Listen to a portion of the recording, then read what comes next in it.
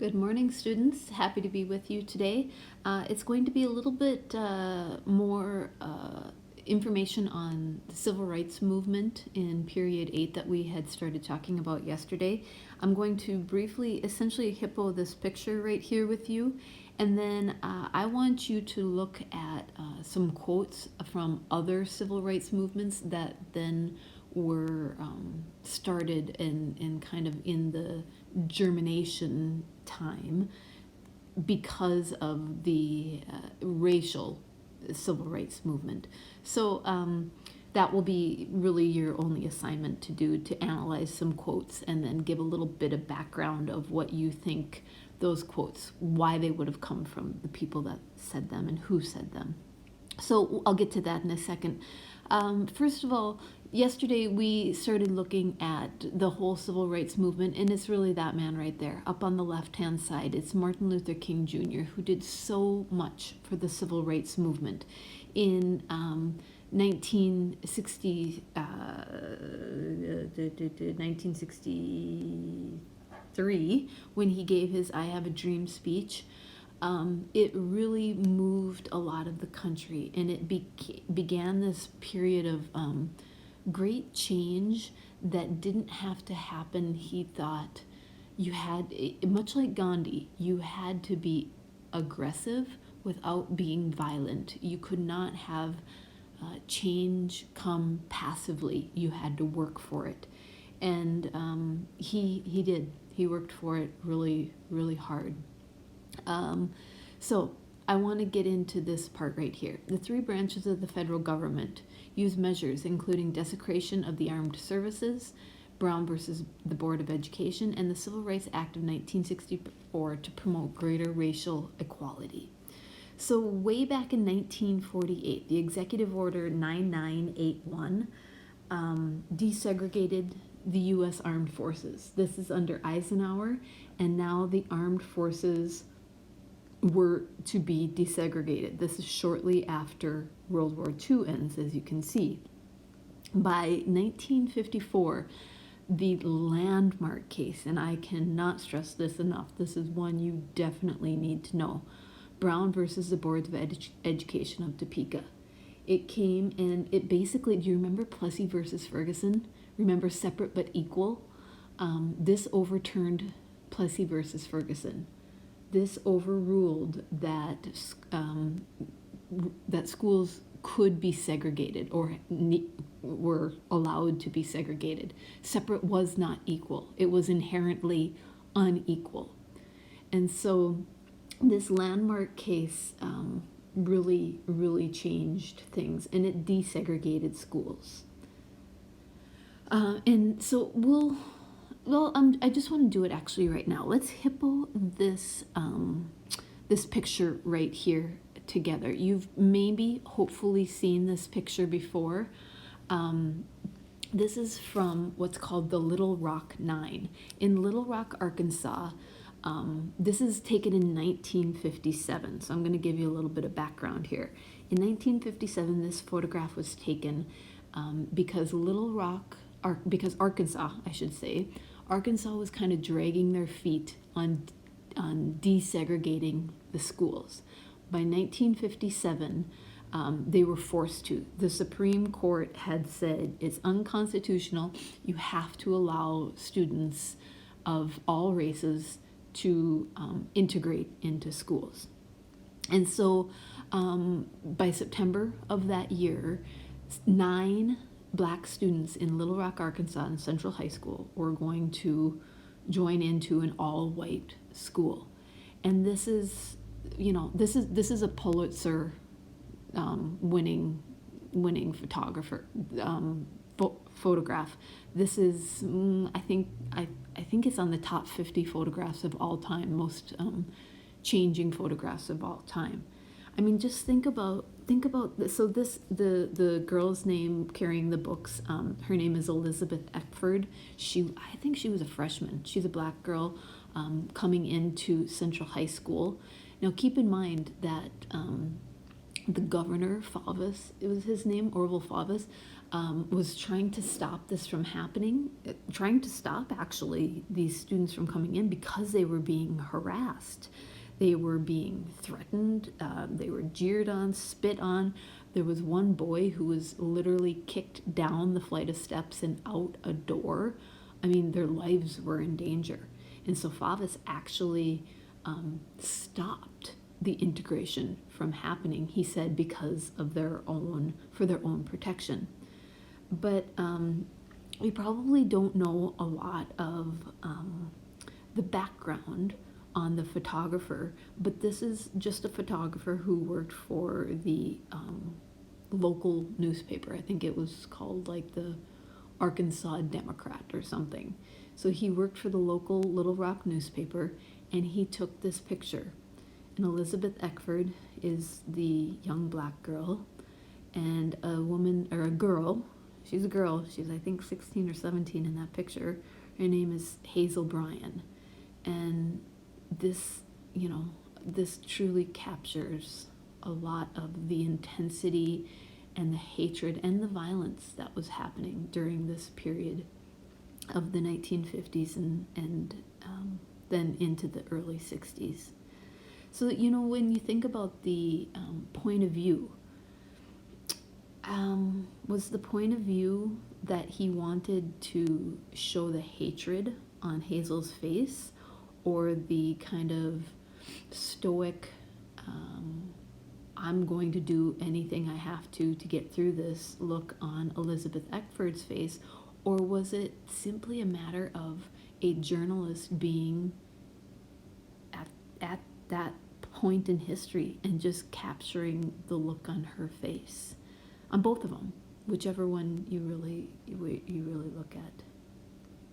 The purpose of this photograph, I think, is not only for just newsworthiness and understanding what's going on at that time, but in all honesty, after Ike saw this, after Eisenhower saw this, Eisenhower then put federal troops into Little Rock and forced the governor to integrate the schools. The governor was using his National Guard to stop the students from coming in.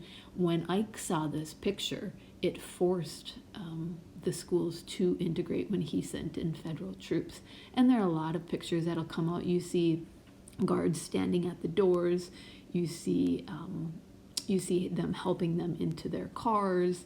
There's a lot of images that came out at this time. So I just really want you to be aware of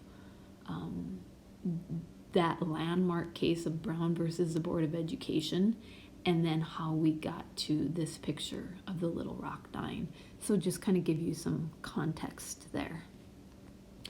So the Civil Rights Act then, by 1964, so we're a decade after Brown versus the Board of Education.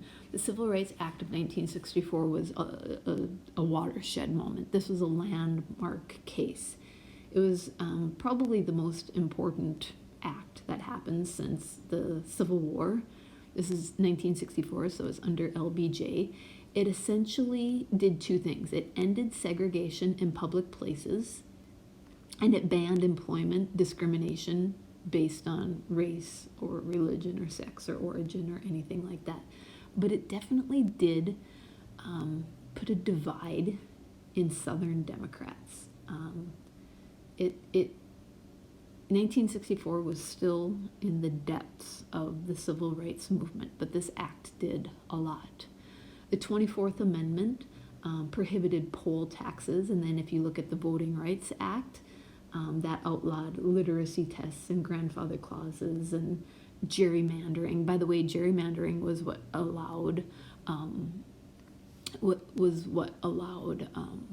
the Arkansas government to get the state of Arkansas to get around the integration rule set in place by Brown versus the Board of Education. If you know anything about gerrymandering, it's drawing basically political lines to assess for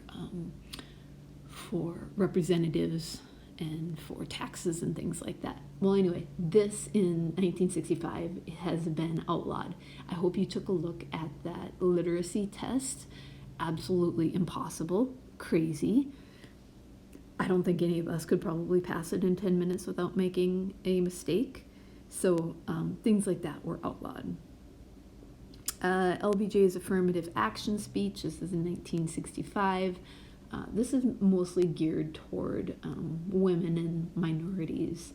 Fair Housing Act came along. They said that a buyer or a renter, pardon me, can't discriminate on basis of race and origin, family status, sex, things like that. Griggs versus Duke Power, not a huge case, but one that should be noted. A guy named Willie Griggs sued Duke Power in North Carolina that he worked for because they discriminated against him because he had to take a test to get a higher job level in the company.